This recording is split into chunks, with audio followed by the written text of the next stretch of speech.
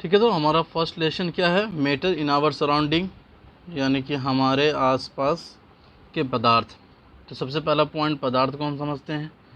तो पदार्थ क्या है, पृथ्वी पर हर वह चीज़ जो स्थान घेरे, जिसका कुछ द्रव्यमान हो। द्रव्यमान यानी कि उसका वजन, जब उसको मापा जाए तो उसके अंदर कुछ वजन हो।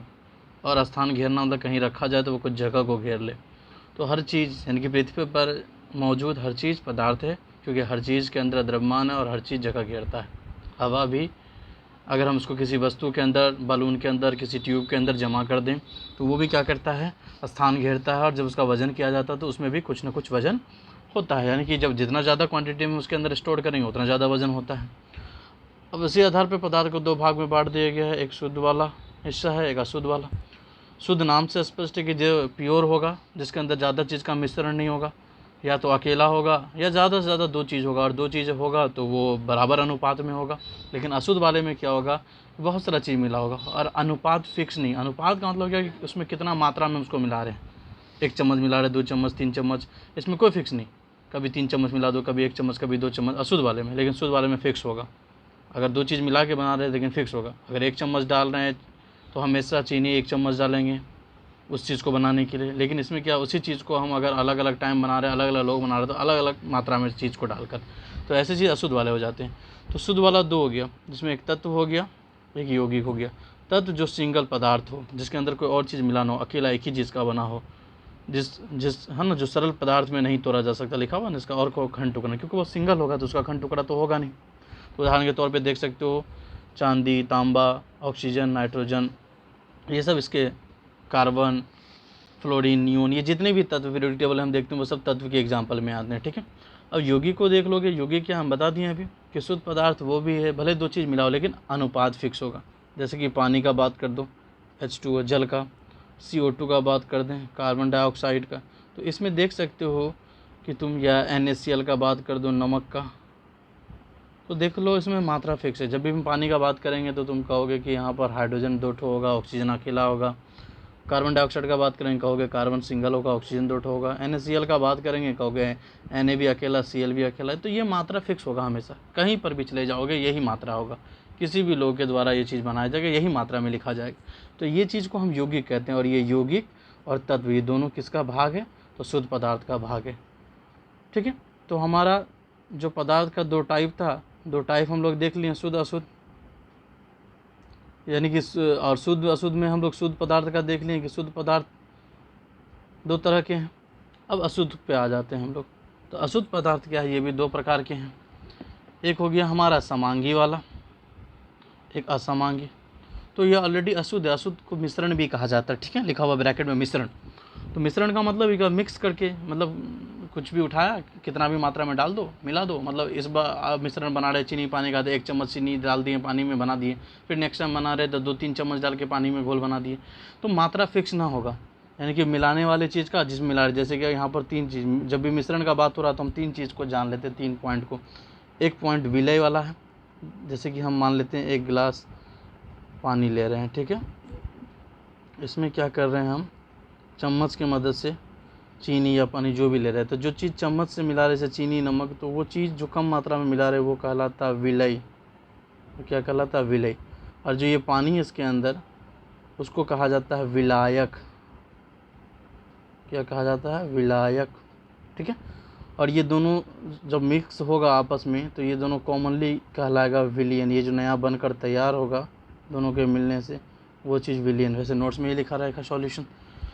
तो वही चीज़ हो गया कि जब विलय विलायक में पूरी तरह जब घुल जाएगा, जैसे कि हम अगर नमक को घोलेंगे, चीनी को घोलेंगे, देखोगे पानी के अंदर जब घोल दोगे, जो चीनी होगा हमारा, नमक जब घोल दोगे तो पता ही नहीं चलेगा कि उसमें चीनी घोला हुआ है कि नमक घोला हुआ है, यानी कि पूरी तरह से मिल जाएगा। तो ऐसा मिश्रण समांगी कहलाता है, जब पूरी तरह मिल जाए। असमांगी में क्या होगा कि जब, जैसे कि तुम मान के चलो मिट्टी घोल रहे हो, बालू घोल रहे हो, या कंकर पत्थर घोल रहे हो, या अदर चीज़ें तुम इसमें घोल रहे हो, तो तुम देखोगे कि मिट्टी घोलोगे तो अलग क्लियरली तुमको पता चल जाएगा पानी में मिट्टी घोला हुआ, मिट्टी मिला हुआ।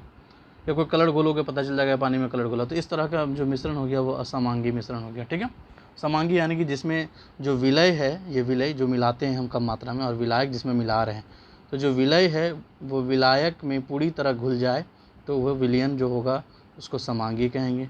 और जिसमें ये विलय विलायक में पूरी तरह नहीं घुलेगा वो असमांगी कहलाएगा। ठीक है, तो हम समांगी असमांगी समझ में आ गया हम लोगों को, यानी कि पदार्थ का दो टाइप, शुद्ध अशुद्ध। शुद्ध में दो प्रकार पढ़ लिए हम लोग, तत्व और यौगिक, और अशुद्ध में भी दो पढ़ लिए।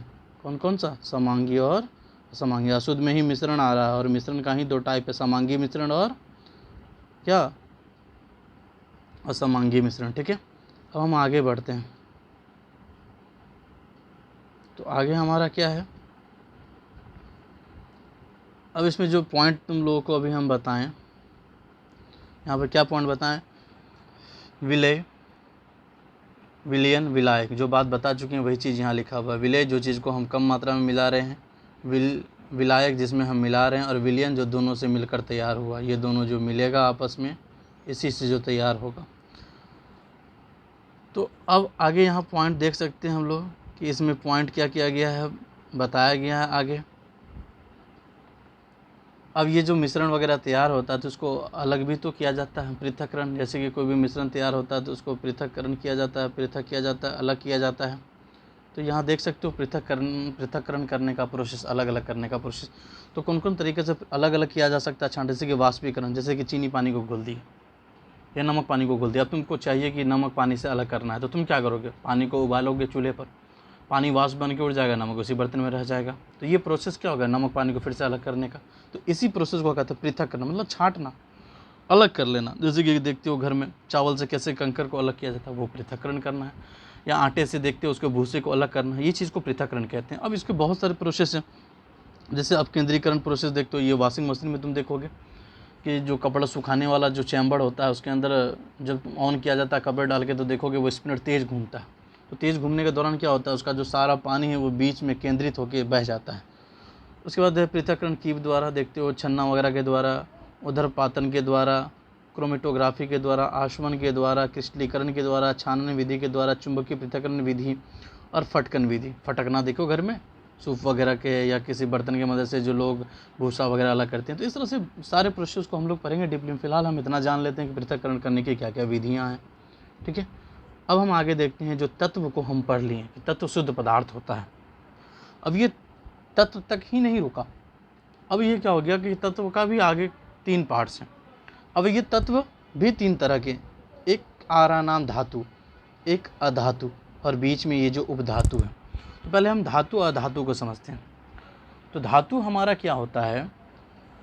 ऐसे तत्व जिसके अंदर गुण हो, अपने से होकर बिजली को पास, यानी कि विद्युत इलेक्ट्रिसिटी को पास होने दे, अपने से हीट को पास होने दे, और जब उसको कहीं से जब गिरेगा साउंड, यानी कि उसके अंदर एक स्पेशल प्रकार का साउंड होगा।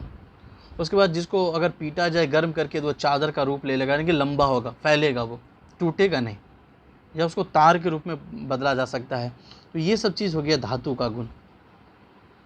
और अधातु क्या हो गया? जो अपने से होकर बिजली पास नहीं हो। जैसे कि धातु का भी एग्जांपल तुम दे सकते हो, लोहा हो गया, चांदी हो गया, तांबा हो गया। तो देखो तांबा का तार इस्तेमाल होता है, बिजली पास होता है। तांबा को गर्म करोगे, एक छोर को पकड़ के दूसरा छोर अपने आप हीट हो जाता है।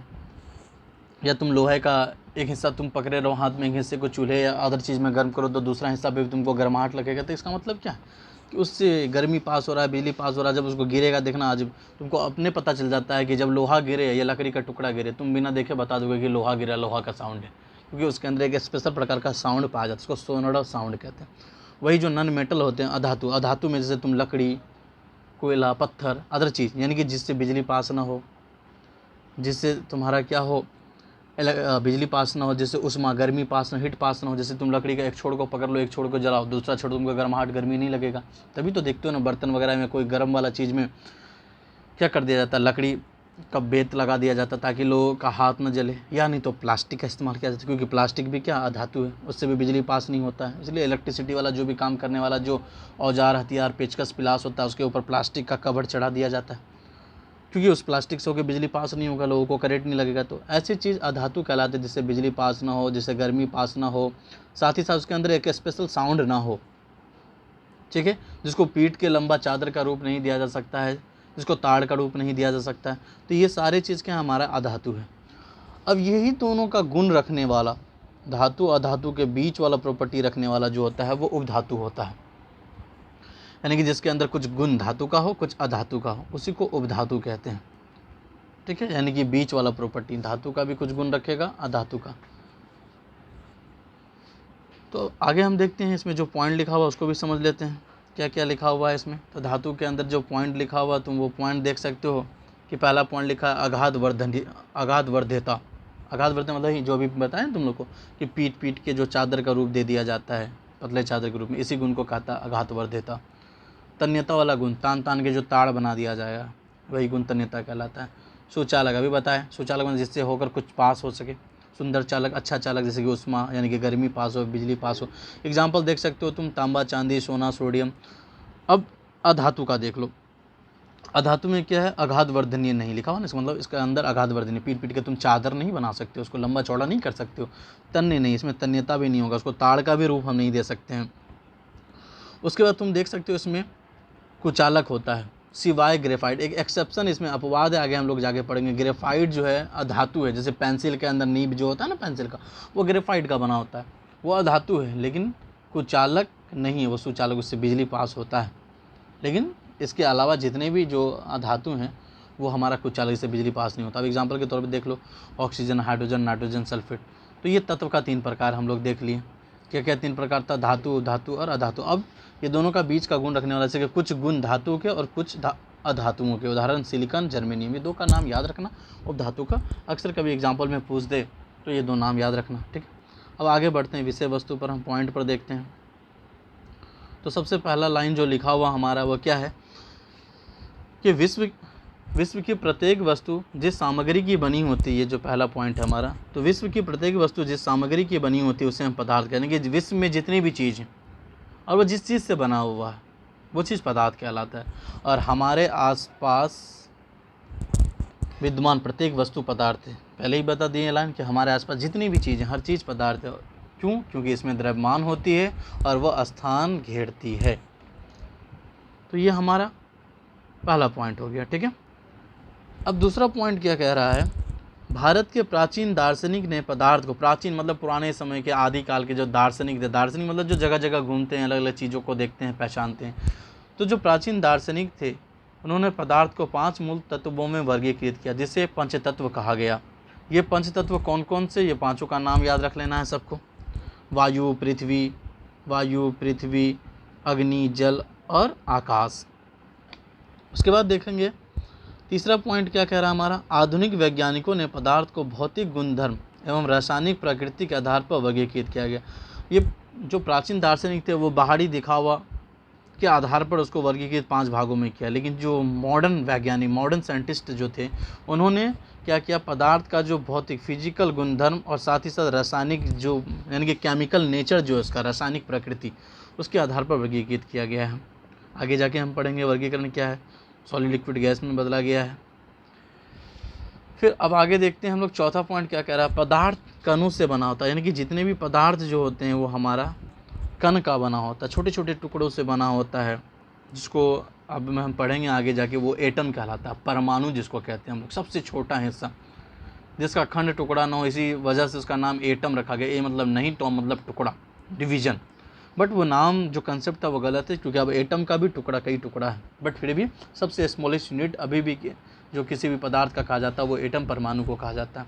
और लिख दिया, यह सतत नहीं है, पदार्थ के कण अत्यंत छोटे होते हैं। जो पदार्थ होते हैं उसके जो कण होते हैं वो बहुत छोटे छोटे होते हैं। ठीक है,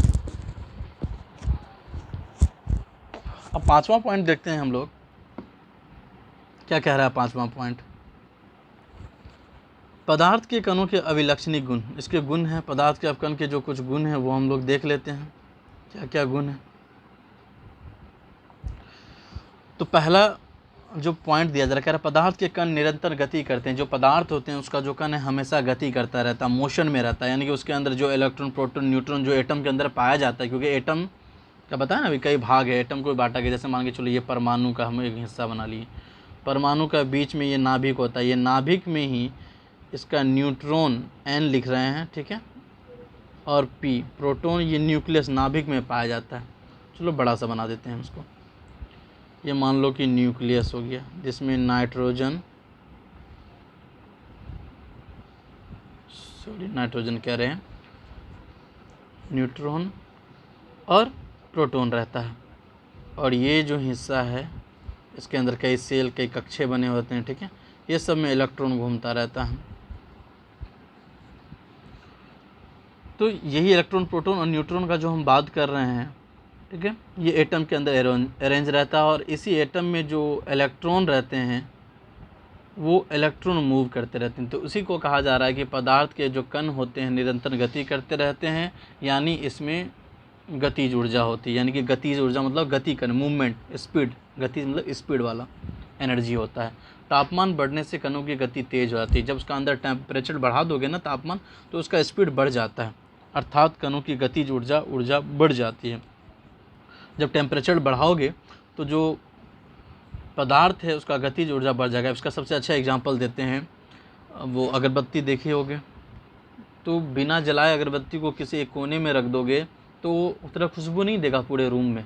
बस अगरबत्ती के नज़दीक जाओगे तो तुमको उसकी खुशबू सुनाई देगी। बट उसी को माचिस से जला दो, यानी कि जलने के बाद क्या होगा, हीट हो गया। जब तक वो जलता रहेगा, हीट होगा, तो तुम देखोगे धीरे धीरे वो पूरा रूम में स्प्रेड हो गया। तो इससे क्या पता चला, पहले भी मूवमेंट कर रहा था लेकिन नज़दीक कर रहा था, धीरे धीरे गति कर रहा था। तो हम नज़दीक जब जाते थे तब उसका जो खुशबू था वो हमको पता चलता था। लेकिन जब उसको हीट दे दिए, जब उसका उष्मा बढ़ा दिए, तो वो तेज़ी से उसका जो कण था वो हवा के माध्यम से भी आप पूरे रूम में फैलने लगा।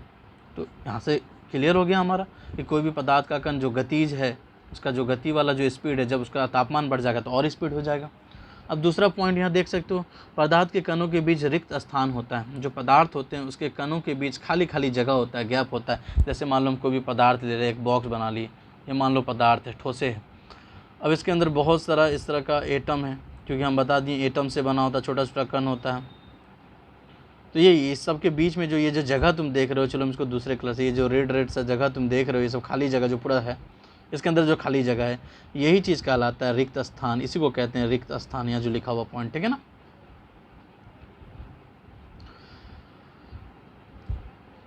यही सब रिक्त स्थान है, ठीक है, क्योंकि बहुत सारे कणों से वो बना होता है हमारा कोई भी पदार्थ जो होता है।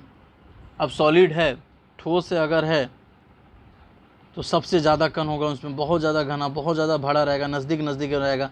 जब नज़दीक नज़दीक में रहेगा, तुमको पता है जब ज़्यादा भीड़ होगा तो जगह क्या होगा, कम होगा। तो जब ठोस का बात होगा, इसमें ज़्यादा कण होगा, जब ज़्यादा कण होगा तो जगह कम होगा, तो ये रिक्त स्थान कम होगा। और क्यों कम होगा रिक्त स्थान, क्योंकि सब एक दूसरे से नज़दीक नज़दीक ज्वाइंट रहेगा, यानी कि इसमें आकर्षण बल ज़्यादा होगा। दो चीज़ इसमें पढ़ना है हम लोगों को, एक पढ़ा जाएगा रिक्त स्थान यानी कि आणविक स्थान, अंतर आणविक स्थान पढ़ेंगे हम लोग, इसमें एक अंतर आणविक आकर्षण बल पढ़ेंगे। तो आकर्षण बल वही होता है, एटम एटम जो एक दूसरे से जुड़ा रहता है, एक दूसरे को खींच खींच के जो बंधा रहता है, उसी को हम लोग आकर्षण। जैसे कि ये वाला पदार्थ के अंदर ये एटम इससे अट्रैक्ट है, ये एटम इससे अट्रैक्ट है, ये इससे जुड़ा हुआ, ये एटम इससे जुड़ा हुआ, ये एटम इससे, मतलब एक दूसरे को एकदम खींच खींच के बांध के रखा हो। तो जिसमें जितना ज़्यादा एटम है, समझ लो कि उसमें आकर्षण उतना ज़्यादा है। तो ठोस में जगह कम रहेगा, रिक्त स्थान। क्यों, क्योंकि आकर्षण बल ज़्यादा होगा तो इसमें परमाणु की संख्या ज़्यादा होगी। वही अगर हम लिक्विड का बात करेंगे तो लिक्विड में क्या होगा, इससे थोड़ा कम होगा। इससे लिक्विड है तो इसमें थोड़ा दूर दूर पे होगा। तो ठोस के तुलना में, जैसे कि ये ठोस अगर हम बना देते हैं, इसमें बहुत ज़्यादा है, ठीक है। अगर हम यहाँ गैस का बनाते हैं, इसमें दूर दूर में होगा एकदम इस तरह का। तो तुम देख सकते हो, अब अंदाज़ा लगा सकते हो, इसमें सबसे ज़्यादा परमाणु है तो भीड़ ज़्यादा, स्थान कम होगा और आकर्षण बल ज़्यादा। इसमें स्थान कम, समझ लो आकर्षण बल ज़्यादा, तो आकर्षण इसमें ज़्यादा हो गया। इसमें ये हमारा ठोस है, सॉलिड, ये हमारा द्रव है, ठीक है, लिक्विड, ये हमारा गैस है। अब इसमें देखो, इसमें तुम देख सकते हो परमाणु,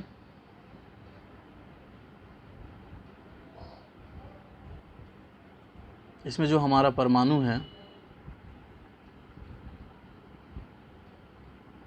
एक मिनट,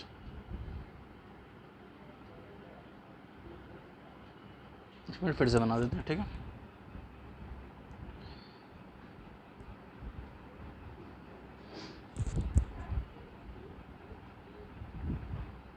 लिक्विड और ये गैस, ये हमारा गैस है, ये द्रव है,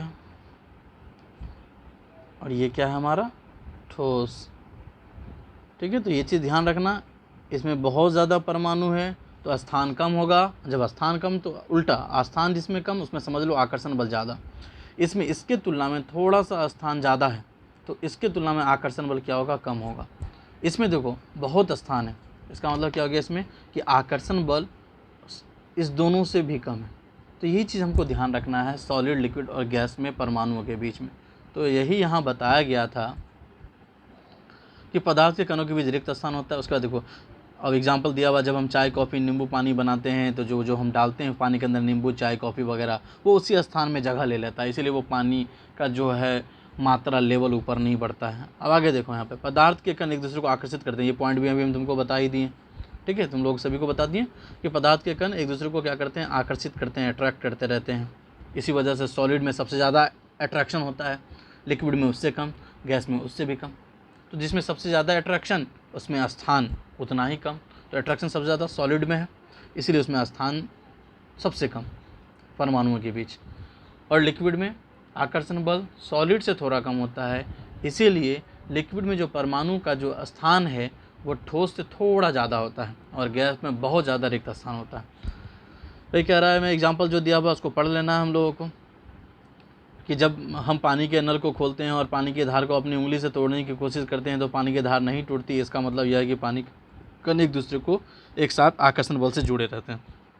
सही है, अक्सर हम लोग देखते हैं पानी के धार को तोड़ना चाहते हैं तो नहीं टूटता है, वो धार क्या होता है, मुड़ जाता है, सब साथ में मुड़ता है। इसका मतलब क्या, सब एक दूसरे से जुड़ा हुआ आकर्षण बल से, इसलिए टूटना नहीं चाहता है।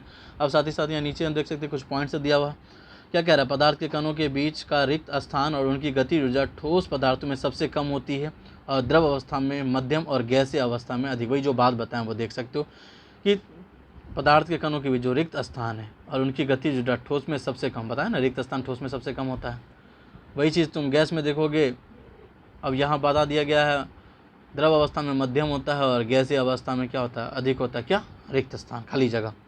अब आकर्षण बल का बात करोगे, सबसे अत्यधिक किस में होगा आकर्षण बल, तो तुम खुद देख सकते हो ठोस में आकर्षण बल ज़्यादा है, द्रव में थोड़ा उससे कम, मध्यम में, गैस में सबसे कम होता है। अब गैसीय अवस्था में कणों की गति अधिक होती है। अब तुमको पता ही है कि जिसमें ज़्यादा जगह खाली रहेगा, जहाँ भीड़ कम रहेगा, लोग वहाँ तेज़ी से मूवमेंट करते। वैसे ही जो गैसीय अवस्था होता है उसमें परमाणु कम होते हैं, जगह ज़्यादा होता है तो तेज़ी से मूव करता है। तो वही कह रहा है, गैसीय अवस्था में कणों की जो गति होती है वो अधिक होती है, द्रव में मध्यम और ठोस अवस्था में न्यूनतम होती है। तो उसको पढ़ोगे आराम से समझ में आ जाएगा पॉइंट। अब आगे हम बढ़ते हैं, छठा पॉइंट क्या कह रहा है इसमें,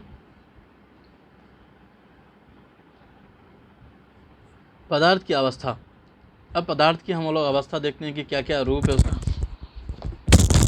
तो पदार्थ का जो अवस्था है वो यहाँ पर 3 अवस्था दिया गया है पदार्थ का, कि भौतिक रूप से पदार्थ 3 अवस्थाओं में पाया जाता है। एक है ठोस अवस्था, दूसरा है द्रव और तीसरा है गैसीय अवस्था। दिख रहा है पॉइंट सबको,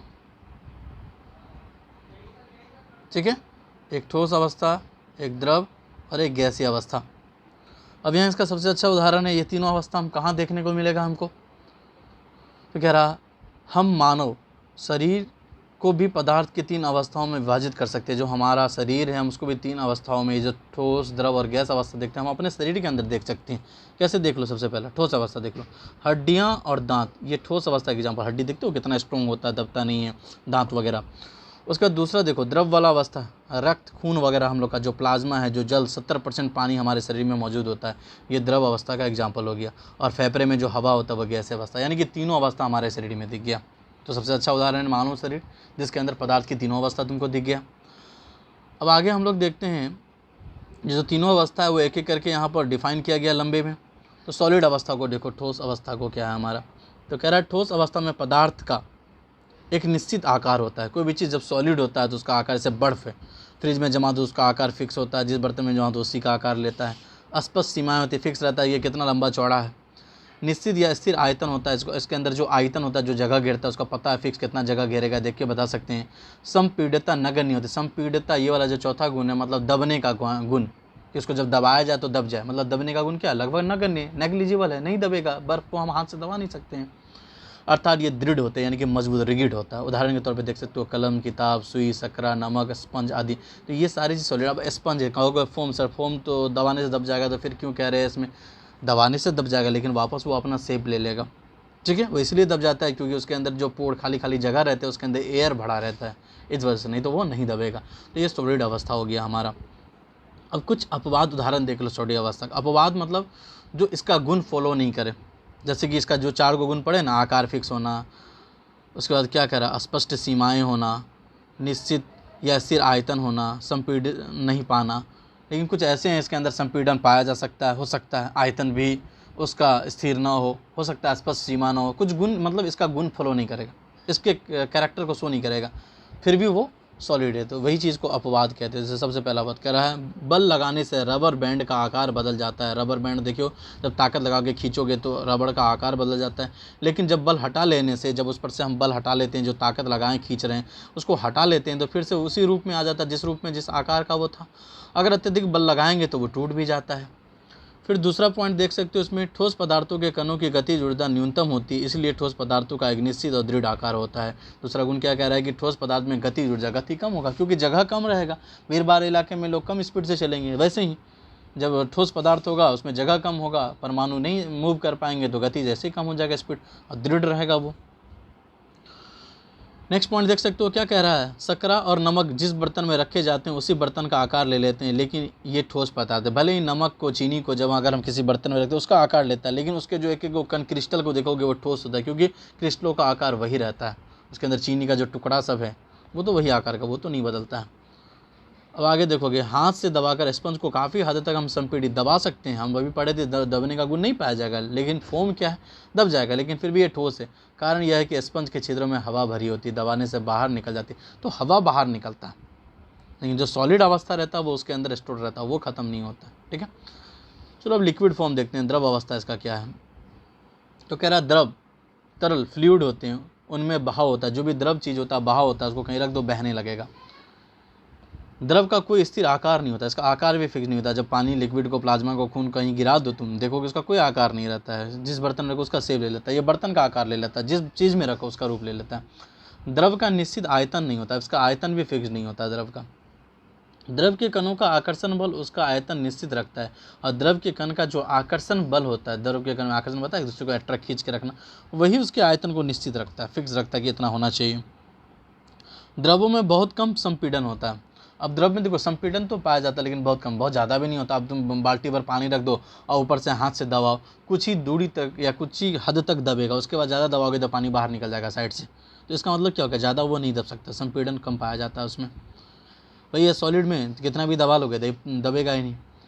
द्रव अवस्था में विसरण अधिक होता है। जब वो द्रव अवस्था में रहेगा तो डिफ्यूज़ करेगा, मतलब एक चीज़ से पार करके दूसरी चीज़ में जाएगा, होता ही है। लिक्विड फॉर्म में रखो तो एक चीज़ को पार करके दूसरी जगह जाएगा, तो ये चीज़ कहता है विसरण का गुण। गैस, अब एग्जांपल देख सकते हो, गैसें जैसे ऑक्सीजन और कार्बन डाइऑक्साइड पानी में विसरण करती है। जब तुम ऑक्सीजन और कार्बन डाइऑक्साइड पानी में मिलाओगे या मिला हुआ देखोगे तो उसमें डिफ्यूज़ करता है, विसरण अवस्था में जाता है वो। और जलीय जीव अथवा पौधे पानी में घुली ऑक्सीजन का उपयोग श्वसन गैस के रूप में करते हैं। और हम लोगों को पता है कि जो मछलियाँ होती है, जो जलीय जीव होती हैं, वो पानी में मौजूद ऑक्सीजन का ही अवशोषण करती है अपने गिल्स के माध्यम से। उस पानी में घुले हुए ऑक्सीजन को अलग करके वो जीवित रहती है, और अगर ज़्यादा ऑक्सीजन की आवश्यकता होती है तो वो भी बाहरी वायुमंडलीय ऑक्सीजन का इस्तेमाल करते हैं। तो ये हमारा क्या होगा, लिक्विड स्टेट का कुछ बात हो गया। अब हम लोग देखते हैं गैसीय अवस्था का। तो गैसीय अवस्था, गैसीय स्टेट में क्या है, गैसों में बहाव होता है, गैस भी बहाव करता है, एक जगह से दूसरी जगह आसानी से जाता है। गैसों के कण इधर उधर घूमने के लिए पूरी तरह से स्वतंत्र। अब गैस का कण में देख ही चुके हो कि स्थान बहुत ज़्यादा होता है, आकर्षण बल कम होता है, सब एक दूसरे से फ्री रहता है, मूव करने के लिए आराम से इधर उधर सब घूमता रहता है, इसके जितने भी परमाणु कण वगैरह होते हैं, इसलिए गैसों में बहाव होता है। गैसों में संपीड़न अधिक होता है, यानी कि सब चीज़, संपीड़न वाला गुण, परमाणु का आसानी से घूमना। गैसों में कोई निश्चित सीमा नहीं होती, गैस का कोई सीमा नहीं होता है। गैसीय अवस्था में जो कण होते हैं, जो गैसीय अवस्था में जो कण होते हैं वो अनियमित रूप से तेज़ी से गति करते हैं। इसी कारण कण आपस में बर्तन की दीवारों से टकराते रहते हैं। बर्तन की दीवार पर गैस कणों द्वारा प्रति इकाई छेद पर लगे बल के कारण गैस का दबाव बनता है। यानी कि अक्सर देखोगे गैसीय चीज़ में उसके जो सरफेस पर बल लगा रहता है, जितना दबाओगे तुम, वो एक सरफेस पर अगर बल लगा रहे तो दूसरा सरफेस की ओर धक्का लगता है। तो इसमें क्या होता है कि जो गैस होता है वो प्रेशर बनाता है। जब हम संपीड़न करते हैं तो गैसों में कोई निश्चित आकार नहीं होता है।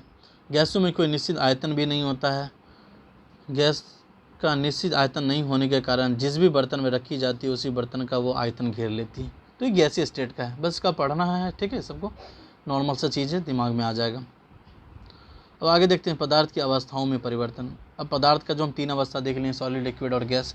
अब ये 3 अवस्था चेंज होता है एक फॉर्म से दूसरे फॉर्म, दूसरे से तीसरे फॉर्म में। वो कैसे चेंज होता है हम उसको देखेंगे।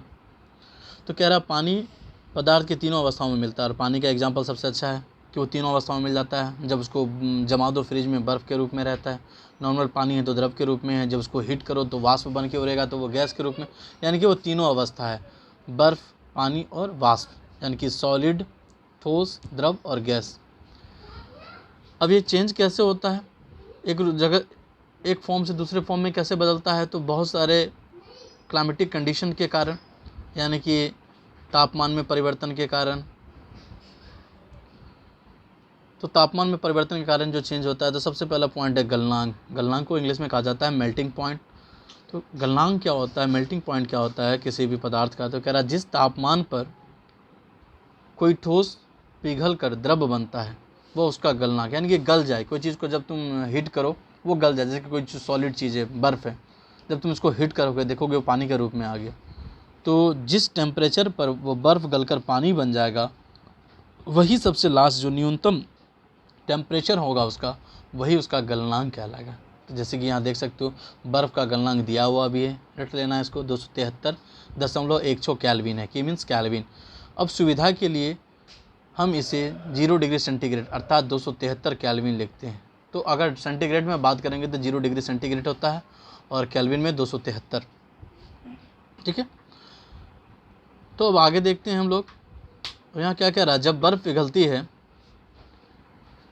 बर्फ़ का तापमान नहीं बढ़ता है। बर्फ़ के पिघलने से बर्फ़ के तापमान में कोई बढ़ोतरी नहीं होता है। क्यों नहीं होता है? तो उसका व्याख्या यहाँ दिया हुआ गया है कि लगातार ऊष्मा प्रदान करने के बावजूद जब बर्फ़ पिघलती है तो बर्फ़ का तापमान नहीं बढ़ता। बर्फ़ को कितना भी हीट कर लो, बर्फ़ ठंडा ही तुमको लगता है, लेकिन वो पिघल जाता है। तो रही बात कि वो हीट करने से तो बर्फ़ गर्म होना चाहिए, गर्म नहीं होता है, तो तापमान गया है कहाँ? तो वो जो तापमान वो बर्फ़ के अंदर स्टोर हो जाता है। उसके अंदर आकर्षण बल जो लगा रहता है, क्योंकि जब हम द्रव को जमाते हैं फ्रिज में तो ठोस बन जाता है, और ठोस में आकर्षण बल ज़्यादा होता है कणों के बीच, परमाणुओं के बीच। तो वही जो आकर्षण बल है उसको कमज़ोर करने में वो जो हीट है, जो उष्मा है, वो खर्च होने लगता है, जो गुप्त उष्मा के रूप में जमा रहता है। इसको गुप्त उष्मा कहा जाएगा। देखते हैं पॉइंट में, क्योंकि संगलन, गलने की प्रक्रिया यानी ठोस से द्रव में जब हम परिवर्तन करते हैं तो जो गुप्त उष्मा है तापमान को बढ़ने नहीं देती है, वो यानी कि गुप्त रूप से स्टोर होते रहता है। व्याख्या कह रहा किसी ठोस के गलने की प्रक्रिया में, जब कोई ठोस गलता है उसके गलने की प्रक्रिया में तापमान समान रहता है, ऐसे में उसमें ऊर्जा जो है कहाँ जाती है? तो इसके बारे में कह रहा है कि गलनांक पर पहुँचने के बाद जब तक संपूर्ण बर्फ पिघल नहीं जाता तापमान नहीं बदलता है। कणों के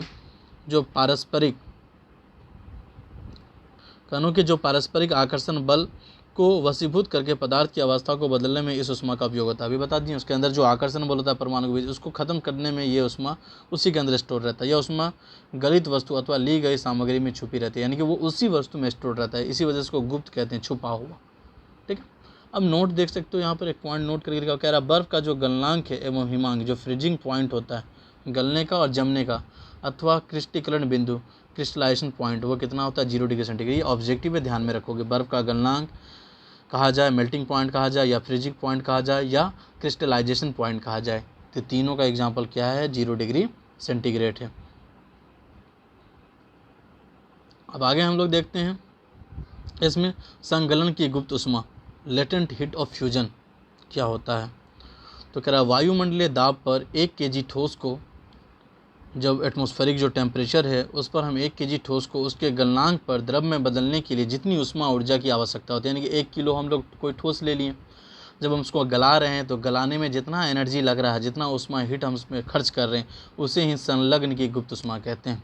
यानी कि वो गलने में कितना एनर्जी अपने अंदर जमा करने के बाद पिघल रहा है, तो जितना एनर्जी वो अपने अंदर जमा किया उसके बाद जब वो पिघला तो जमा करने के दौरान, यानी कि पिघलने से पहले जितना एनर्जी उसके अंदर जमा हुआ वो गुप्त उष्मा कहलाया। अतः 0 डिग्री सेंटीग्रेड बर्फ़ के कणों की तुलना में 0 डिग्री सेंटीग्रेड पर पानी के कणों में अधिक ऊर्जा होती है। क्या कह रहा था? 0 डिग्री सेंटीग्रेड बर्फ़ के कणों की तुलना में 0 डिग्री सेंटीग्रेड पर पानी के कणों से अधिक ऊर्जा होती है, यानी कि बर्फ़ अगर 0 डिग्री सेंटीग्रेड पे तो समझ लो उसके अंदर ऊर्जा जो है वो पानी की तुलना में ज़्यादा है। अब आगे देखो इसका क्वथनांक वाला पॉइंट। क्वथनांक क्या होता है? वायुमंडलीय दाब पर वह तापमान जिस पर द्रव उबलने लगता है, यानी कि जब किसी द्रव को, पानी को जब हम गर्म करेंगे और जिस तापमान पर वह उबलने लगेगा उसी को उसका क्वथनांक कहा जाएगा। और क्वथनांक समष्टि गुण क्या है? ध्यान देना कि जल का क्वथनांक 373 केल्विन है। अगर 0 डिग्री अगर सेंटीग्रेड में पूछा जाए तो 100 डिग्री सेंटीग्रेड जोड़ देना उसमें, ठीक है। तो केल्विन में 373 यानी कि 100 डिग्री सेंटीग्रेड। सिंपली कहोगे अगर बॉइलिंग पॉइंट पूछा जाए द्रव का तो 100 डिग्री सेंटीग्रेड होता है। और तुम लोगों को सबको भी पता है, याद कर चुके हैं कि 0 डिग्री सेंटीग्रेड 273 के बराबर होता है। तो 100 डिग्री सेंटीग्रेड है, उसमें तुम प्लस कर लो 273 तो पता चल जाएगा 373, यानी कि ये डिग्री सेंटीग्रेड को केल्विन में बदलने का प्रोसेस है। आगे बताया जाएगा इसके बारे में कि कैसे हम डिग्री सेंटीग्रेड को केल्विन में बदलते हैं। फिलहाल ध्यान रखना है कि जो बॉइलिंग पॉइंट होता है किसी द्रव का वो 373 केल्विन होता है। तो आगे देखो इसमें वाष्पीकरण की गुप्त ऊष्मा क्या होता है? Latent heat of vaporisation.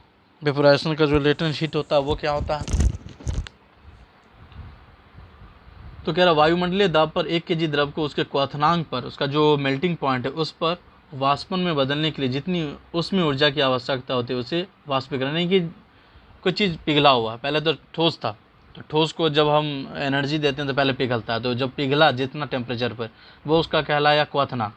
और फिर जब पिघल गया, पिघले हुए को और हम हीट कर ही रहे हैं तब फिर वो पानी धीरे धीरे वाष्प बनने लगता है। यानी कि क्वथनांक के बाद जब जो टेम्परेचर वो और लेगा वाष्प बनने में, वही क्या कहलाएगा? उसका वाष्पीकरण का गुप्त ऊष्मा कहलाएगा।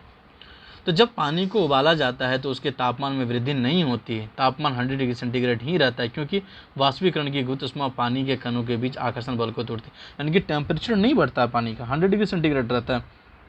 तो आखिर फिर हम इससे अलावा जो एक्स्ट्रा एनर्जी दे रहे हैं तो वो जा कहाँ रहा है?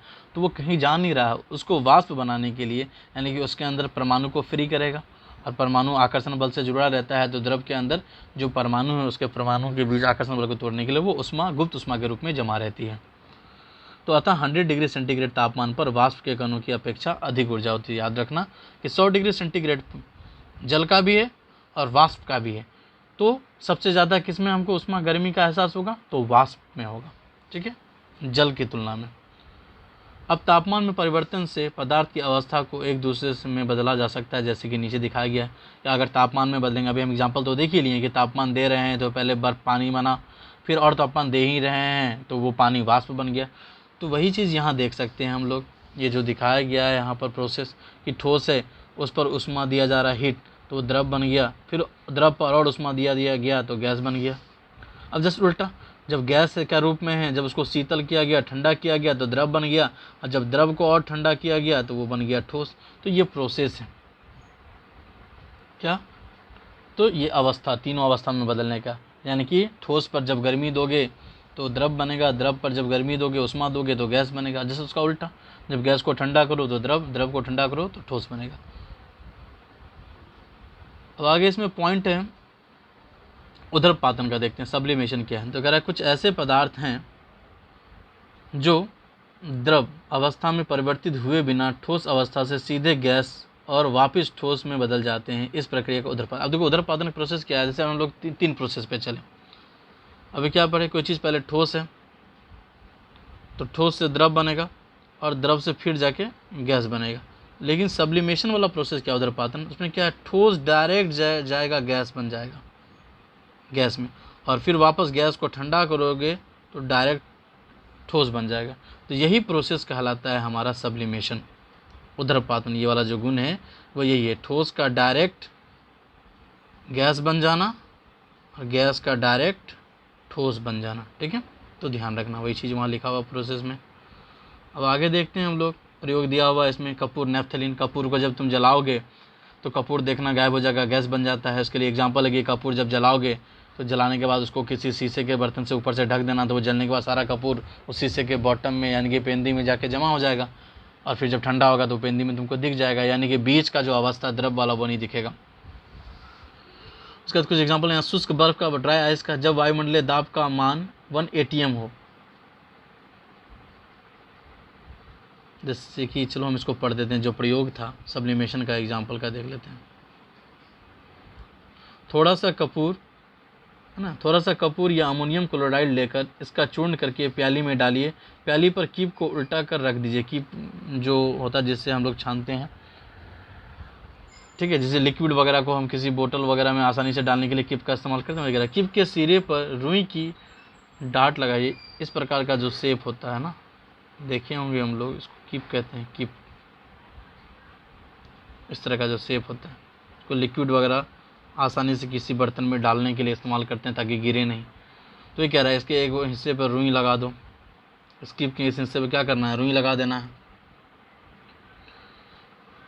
फिर क्या कह रहा है, रुई डाट लगा दीजिए, धीरे धीरे गर्म कीजिए। देखेंगे कि कपूर या अमोनियम क्लोराइड ठोस से गैसीय अवस्था में बदल जाता है। कीप की भीतरी दीवारों पर पदार्थ के वाष्प संघनित होता है। ये जो कीप है उसका दीवार सब पर ये जो है हम लोग जो जलाएं कपूर वगैरह वो इस पर जमा रहता है ठंडा होने के बाद। तो यानी कि क्या हो गया, वो पहले जो कपूर था नैप्थलीन ठोस था, जब जलाएं तो डायरेक्ट क्या बन गया, वो गैस बन गया था, यानी कि हमको लिक्विड वाला फॉर्म नहीं दिखा। तो यही चीज़ कहलाता है सब्लिमेशन।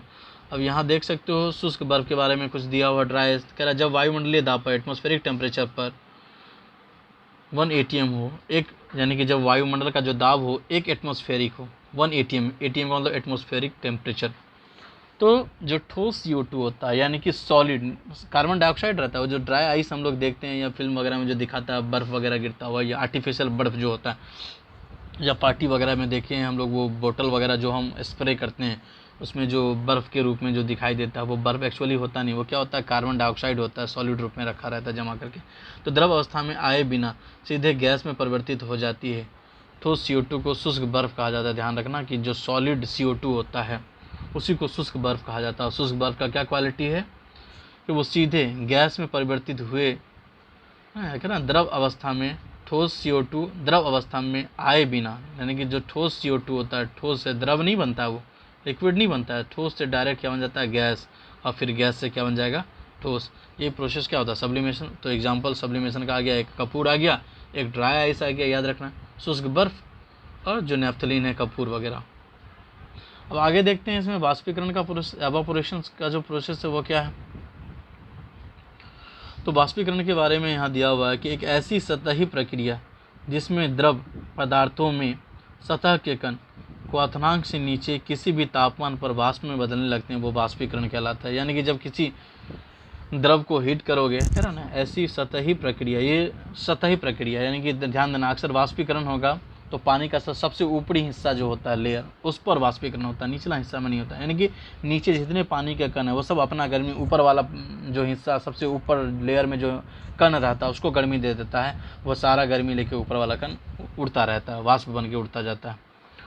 तो एक ऐसी सतही प्रक्रिया जिसमें द्रव पदार्थों में सतह के कण क्वथनांक से नीचे किसी भी तापमान पर वाष्प में बदलने लगते हैं, यही चीज़ वाष्पीकरण कहलाता है। सतह पर उपस्थित कणों की उच्च गतिज ऊर्जा के कारण वे अन्य कणों के आकर्षण बल से मुक्त हो जाते हैं। यानी कि जो सबसे बाहर वाला, सबसे ऊपरी हिस्सा में जो परमाणु रह रहा है वो अंदर, जैसे कि मान के चलो ये प्याला है, इसमें पानी रखा हुआ, तो नीचे भी भरा हुआ, तो सबसे ऊपर वाला हिस्सा में जो पानी है वो क्या करता है, नीचे वाला सबसे अपना गर्मी ले लिया, और जब गर्मी ले लिया तो गतिज ऊर्जा, जब टेम्परेचर बढ़ जाएगा तो आकर्षण बल कमज़ोर पड़ने लगा, यानी कि ऊपर वाला हिस्सा ज़्यादा ताकतवर हो गया तो नीचे वाले से मुक्ति मिल जाता है, छुटकारा, और ये आराम से उड़ जाता है। यही वाष्प बन के उड़ता रहता है, बाहर निकलता रहता है। तो ये सतह पर होता है ये प्रक्रिया। अब देख सकते हैं हम लोग वाष्पीकरण को प्रभावित करने वाले कारक। तो वाष्पीकरण को प्रभावित करने वाले जो कारक जिसकी वजह से वाष्पीकरण प्रभावित होता है वो क्या क्या है, तो है सतही क्षेत्रफल। तो ध्यान रखोगे कि जितना ज़्यादा सतह होगा उतना जल्दी उसके अंदर वाष्पीकरण होकर तेज़ी से ठंडा होता है। सबको नॉर्मली देखोगे एक गिलास के तुलना में एक प्याला में ज़्यादा पानी ठंडा होता है, या कोई भी चीज़ जब हम ठंडा करते हैं तो देखोगे इसमें जल्दी होता है, क्योंकि जिसका बाहरी सतह ज़्यादा होता है उसमें जल्दी ठंडा होता है, उसके बनिस्बत उसके तुलना में जिसका सतह कम होता है। क्यों? क्योंकि बाहरी सतह जितना ज़्यादा होगा उतना कण बाहर वायुमंडल के संपर्क में आएंगे और उतना जल्दी वाष्प बन के उड़ेंगे। तो यानी कि ये चीज़ डिपेंड करता है सतही क्षेत्रफल पर। ये बहुत इंपॉर्टेंट पॉइंट, जितना ज़्यादा क्षेत्रफल होगा सतह का उतना जल्दी ठंडा वाष्पीकरण होगा। तापमान में वृद्धि, तापमान बढ़ने से वाष्पीकरण की दर बढ़ जाती है। जितना ज़्यादा तापमान बढ़ाओगे वाष्पीकरण बढ़ जाएगा टेम्परेचर, क्योंकि पदार्थ के कणों की गति ऊर्जा बढ़ जाती है। जितना ज़्यादा टेम्परेचर होगा वाष्पीकरण उतना तेज़ी से होगा। देखिए होगा, बर्तन में पानी को जितना तेज़ी से गर्म करोगे उतना जल्दी वाष्प बनेगा। आर्द्रता, अगर हवा में आर्द्रता है तो वाष्पीकरण की दर घट जाती है। अब तुम देखोगे नमी वाला मौसम, जैसे बरसात का मौसम है, काफ़ी बारिश हो जाती है, ठंड का मौसम, जल्दी कपड़ा वगैरह नहीं सूखता है। तो इसमें क्या होता है कि पहले से हवा में आर्द्रता, नमी, पानी वगैरह रहता है तो जल्दी नहीं सूख पाता। वही गर्मी के दिनों में देखोगे तेज़ी से सूख पाता है बिना धूप के भी। क्यों? क्योंकि उसमें आर्द्रता नहीं होती है, हवा में नमी की नहीं होती, पानी की मात्रा नहीं होती। तो वही कह रहा है, जब आर्द्र रहेगा हवा में तब भी वाष्पीकरण धीरे धीरे होगा। फिर अब देखो वायु की गति, अगर वायु की गति बढ़ जाती है तो वाष्पीकरण दर बढ़ जाती है। ध्यान देना, तेज़ हवा चलेगा, कभी कभी देखते हो कहते हो ना पंखे के हवा में सुखा लेंगे कपड़े, मतलब क्या, तेज़ हवा मिलने से भी वाष्पीकरण तेज़ी से होता है, हवा कम है तो वाष्पीकरण नहीं होगा। तो ये सब जो इवेंट है वो वाष्पीकरण में मदद करता है। तो ये सब चीज़ वाष्पीकरण को प्रभावित करता है। अब चाहे अच्छा प्रभाव डाले या बुरा प्रभाव, का मतलब हो गया कि उसको किस प्रकार से इफेक्ट पहुंचाता है।